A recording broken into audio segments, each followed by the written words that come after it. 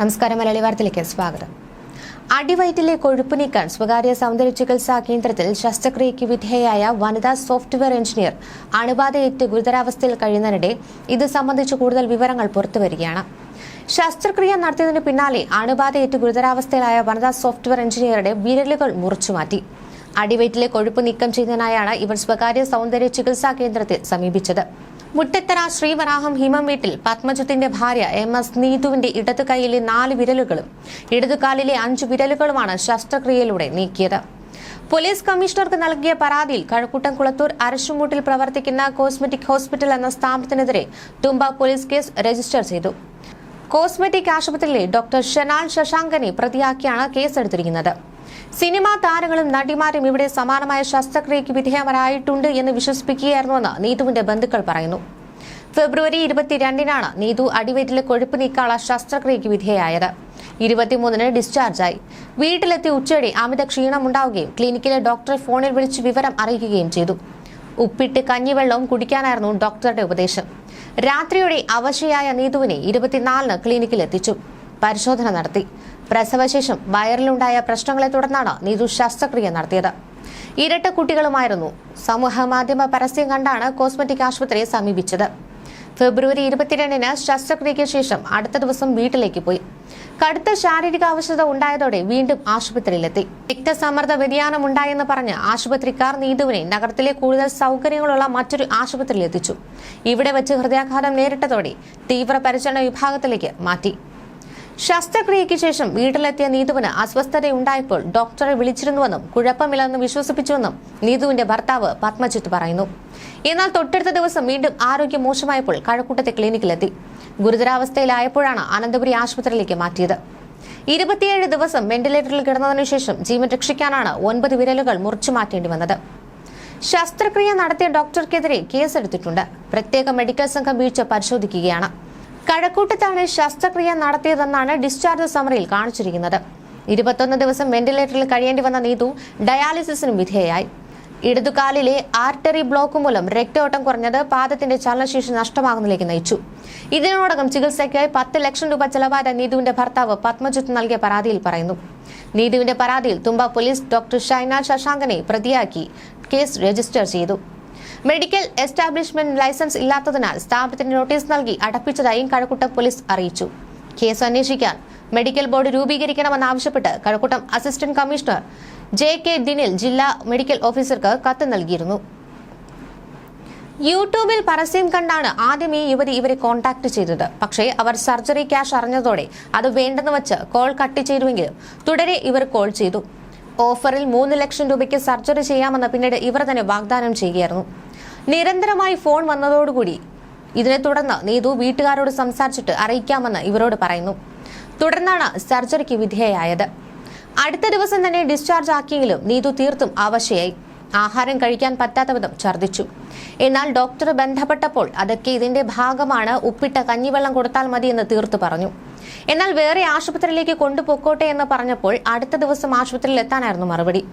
പക്ഷേ ഭർത്താവിനെ പിന്നീട് നീതുവിനെ കാണിച്ചില്ല. ഏകദേശം 1 മണിക്കൂറോളം സമയമെടുക്കുമെന്ന് പറഞ്ഞതോടെ നീതുവിന്റെ ഭർത്താവ് ജോലിസ്ഥലത്തേക്ക് പോയി.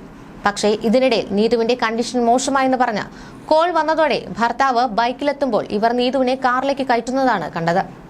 ഇവരുടെ പിന്നാലെ അനന്തപുരി ഹോസ്പിറ്റലിലേക്ക് എത്താനും പറഞ്ഞു. പക്ഷേ ഭർത്താവ് ആശുപത്രിയിൽ എത്തിയിട്ടും ബ്ലോക്കിൽ കിടന്ന നീതുവിനെ കൊണ്ടുവന്ന വാഹനം ആശുപത്രിയിൽ എത്തിയപ്പോൾ തന്നെ 1 മണിക്കൂർ പിന്നിട്ടിരുന്നു. പരിശോധനയിൽ ആന്തരികാവയവങ്ങളിൽ അണുബാധ ഉണ്ടായതായി കണ്ടെത്തിയതിനെ തുടർന്ന് 21 ദിവസം വെന്റിലേറ്ററിൽ കഴിയേണ്ടി വന്നു. ഡയാലിസിസിന് വിധേയയായി കഴിയുന്ന നീതുവിന്റെ ഇടതുകാലിലെ ആർട്ടറി ബ്ലോക്കായതിനെ തുടർന്ന് പാദത്തിലേക്കുള്ള രക്തയോട്ടം കുറഞ്ഞ് ചലനശേഷി നഷ്ടമാവുകയായിരുന്നു. കുടുംബം ആശുപത്രിയെ സമീപിച്ചപ്പോഴെല്ലാം ഭീഷണിയുടെ സ്വരമായിരുന്നു.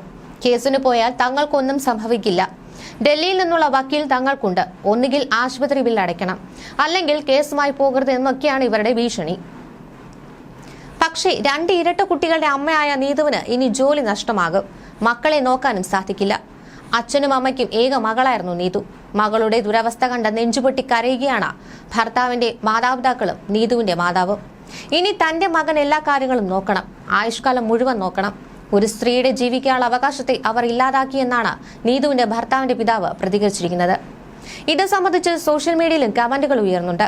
ഒരിക്കലും വയറ്റിൽ കൊഴുപ്പ് കൂടുതലാണ്, വയർ വലുതാണ് എന്നൊന്നും പറഞ്ഞ് സർജറി ചെയ്യരുത്. ആഹാര ക്രമീകരണത്തിലൂടെയും വ്യായാമത്തിലൂടെയും ഈ അസുഖം മാറ്റാവുന്നതേയുള്ളൂ. ദയവ് ചെയ്ത് ആരും പറയുന്നത് കേട്ട് ഇങ്ങനെ സർജറി ചെയ്യരുത്. ദൈവം കനിഞ്ഞു നൽകിയ ശരീരമാറ്റങ്ങൾ വരുന്നത് സ്വാഭാവികം. അറിവും വിവരവുമുള്ള പെൺകുട്ടികൾ ഇങ്ങനെ തുടങ്ങിയാൽ എന്തു ചെയ്യും? 5 ലക്ഷം പറഞ്ഞപ്പോൾ വിട്ട കേസ് 3 ലക്ഷം ഓഫർ ഇട്ടപ്പോൾ അത്രയും കയ്യിലുണ്ടായതുകൊണ്ടല്ലേ അതിന് പോയത്? എത്ര പാവങ്ങൾ പല അസുഖങ്ങളാൽ പണത്തിന്റെ കുറവ് പോലും മരിക്കുന്നു എന്നാണ് മറ്റൊരു കമന്റ്. ഈ അമ്മയ്ക്ക് വണ്ണമുണ്ട്, അതിനനുസരിച്ച് മോൾക്കും അല്പം വണ്ണമുണ്ടാകും. പിന്നെ പ്രസവം കഴിഞ്ഞാൽ തടിക്കും. ചിലർക്ക് പിന്നീട് മാറും, ചിലർക്ക് തുടർന്നു പോകും. ആഹാരം ക്രമീകരിച്ചും എക്സസൈസ് കൂടി ചെയ്താൽ കുറെ മാറിക്കിട്ടും. എന്തിനാണ് ഈ പണിക്ക് പോയത് കുഞ്ഞെ? എന്തൊക്കെ വന്നാലും ഇതുപോലെയുള്ള ഹോസ്പിറ്റലിൽ ചെന്ന തല വയ്ക്കരുത്. എന്റെ സ്ഥലത്താണ് ഈ ഹോസ്പിറ്റൽ. ഇവരെയൊക്കെ പ്രധാനമായും ടാർഗറ്റ് ചെയ്യുന്നത് പ്രൈവറ്റ് കമ്പനീസിലൊക്കെ വർക്ക് ചെയ്യുന്ന ടെക്കീസിനെയാണ്.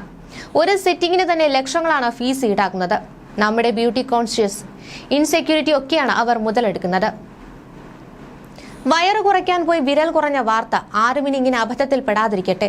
5 ലക്ഷത്തിന്റെ സർജറി, 3 ലക്ഷത്തിന് ഓഫർ, ചെന്നുപെട്ട് നഷ്ടപ്പെട്ടത് 30 ലക്ഷം. പിന്നെ ഉണ്ടായിരുന്ന ശരീരാവയവങ്ങളും ആരോഗ്യവും. ആദ്യം തന്നെ അവിടെ ചികിത്സിച്ചത് യഥാർത്ഥ ഡോക്ടർമാരാണോ അതോ വ്യാജന്മാരാണോ എന്ന് അന്വേഷിക്കണം.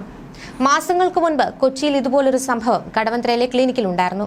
അന്ന് ആ സർജറി ചെയ്ത ഡോക്ടർ വ്യാജനായിരുന്നുവെന്ന് കണ്ടെത്തിയതാണ്. ഇപ്പോഴും ആളുകൾക്ക് എന്താ ബോധമില്ലാത്തത്? കുറച്ച് ആഹാരം കൺട്രോൾ ചെയ്യൂ, ജിമ്മിൽ പോയി എക്സസൈസ് ചെയ്ത് കുറച്ചാൽ മതി, അല്ലാതെ ഇതിനൊന്നും പോകേണ്ട. ഇത്രയും എഡ്യൂക്കേഷൻ ഉള്ളവർ ഇങ്ങനെ ആയാലോ? ഇപ്പോൾ വണ്ണമുണ്ടെങ്കിലും എന്താ കുറച്ചാൽ പോരെ? ആരും പ്രോട്ടീൻ ഷേക്കോ ഇതുപോലെയുള്ള ഒന്നും ചെയ്യരുത്. താൻ ജിമ്മിൽ പോയി 2 മാസം കൊണ്ട് 6 കിലോ കുറച്ചു. ആരും ഇങ്ങനെ ഒന്നും പോകരുത്. ഭയങ്കര സൈഡ് എഫക്റ്റ് ആണ്. എപ്പോഴും നാച്ചുറൽ നോക്കുക.